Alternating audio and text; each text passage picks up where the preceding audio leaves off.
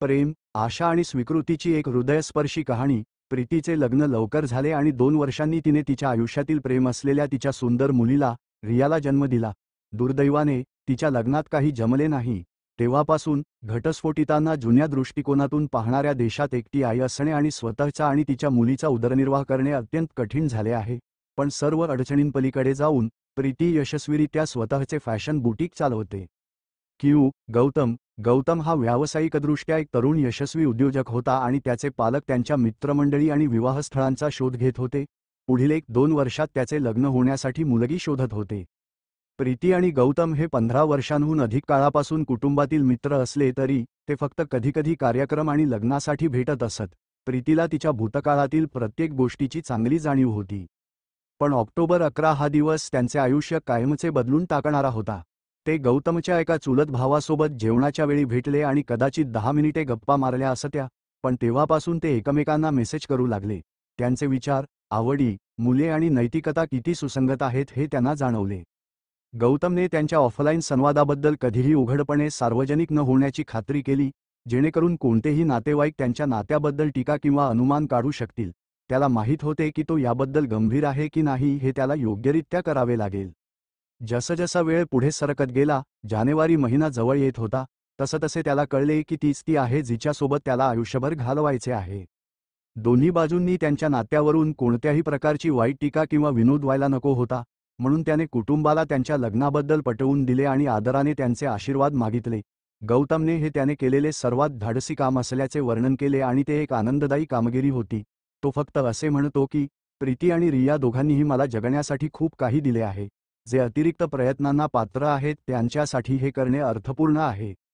जानेवारीच्या मध्यात त्याने जेव्हा तिला प्रश्न विचारला तेव्हा प्रीती अचानक स्तब्ध झाली. तिच्या मनात पहिला विचार आला तो तिच्या मुलीचा, पण त्याने सर्व काही अगदी बारकाईने आखले होते. अशा प्रकारच्या प्रतिष्ठित धाडसी प्रस्तावाला कोणी नकार कसा देऊ शकतो? या सर्वांमध्ये सर्वात सुंदर आश्चर्य म्हणजे गौतम, त्याचे कुटुंब आणि रिया यांच्यातील संबंध. त्यांच्यात असा बंध आहे जो इतर कोणासारखा नाही आणि साखरपुड्यादरम्यानही रिया इतरांपेक्षा जास्त उत्साह आणि अभिमानाने चमकत होती. प्रीती, तिने अशा प्रकारे बाहेर येऊन तिची कहाणी सांगण्याचे धाडस केल्याबद्दल तिचे कौतुक. घटस्फोटित महिलेला स्कॅनिंग आणि जजमेंटपासून वाचवणे खरोखरच खूप कठीण असते, विशेषतः जेव्हा तिला मुलासह पुनर्विवाह करायचा असतो. पण एखाद्याने त्यांची कहाणी युद्धाच्या जखमेसारखी कशी घालावी आणि दृढ इच्छाशक्तीने पुढे कसे जावे याचे ती एक उत्तम उदाहरण आहे. आणि गौतमला शतशः धन्यवाद. प्रीती आता आनंद आणि प्रेमाने भरलेली आहे, आणि रियाला अखेर एक वडीलरूपी व्यक्ती मिळाली आहे, ज्याची ती प्रशंसा करू शकते. त्यांच्या कोड्यात तो नेहमीच हरवलेला भाग होता आणि तो निश्चितच प्रत्येक पुरुष कसा असावा याचे एक उत्तम उदाहरण आहे. आणि सर्वात महत्त्वाचे म्हणजे, गौतमच्या कुटुंबाचा प्रगतिशील दृष्टिकोनच या सुंदर विवाहाला सर्वात अखंड आणि सहज बनवतो. प्रीतीला आधीच्या लग्नापासून एक मूल आहे आणि तरीही तिने तिला प्रेम आणि आदराने उघड्या हातांनी स्वीकारले. या वस्तुस्थितीकडे दुर्लक्ष करणे अविश्वसनीयपणे कौतुकास्पद आहे. अर्थात, हे निश्चितच म्हणता येईल की प्रीती अखेर तिचे आयुष्य पूर्ण क्षमतेने जगत आहे. तिच्यावर खूप प्रेमाचा वर्षाव झाला आहे आणि आता तिला पूर्ण कुटुंबाचा आशीर्वाद मिळाला आहे. रियाने तिच्या आईचे आणि स्वतःचे नेहमीचे पोर्ट्रेट काढायला सुरुवात केली आहे. आता गौतमही त्यात सहभागी आहे.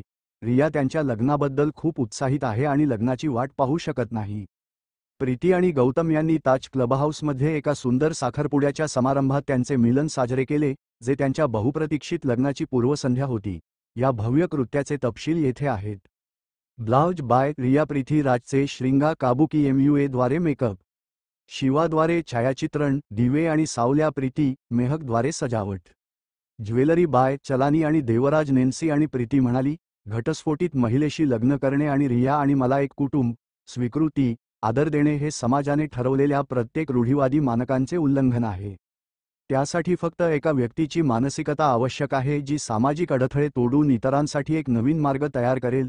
गौतमने माझ्या कंटाळवाण्या आणि उदासीन अस्तित्वात सूर्यप्रकाश आणला आहे आणि रियाला हवे असलेले पितृत्वाचे प्रेम आणि प्रेम मनापासून देण्याचे निवडले आहे. घटस्फोटित माता आणि त्यांच्या मुलांच्या आयुष्यात सूर्यप्रकाश आणणारे असे आणखी गौतम असतील अशी मी मनापासून प्रार्थना करतो. आणि म्हणून आम्ही तुम्हाला, आमच्या शॉपझेटर्स कुटुंबाला विनंती करतो, कृपया एकट्या माता आणि घटस्फोटितांना मदत करा आणि पाठिंबा द्या. त्यांना आमच्या समाजातून दूर करू नका.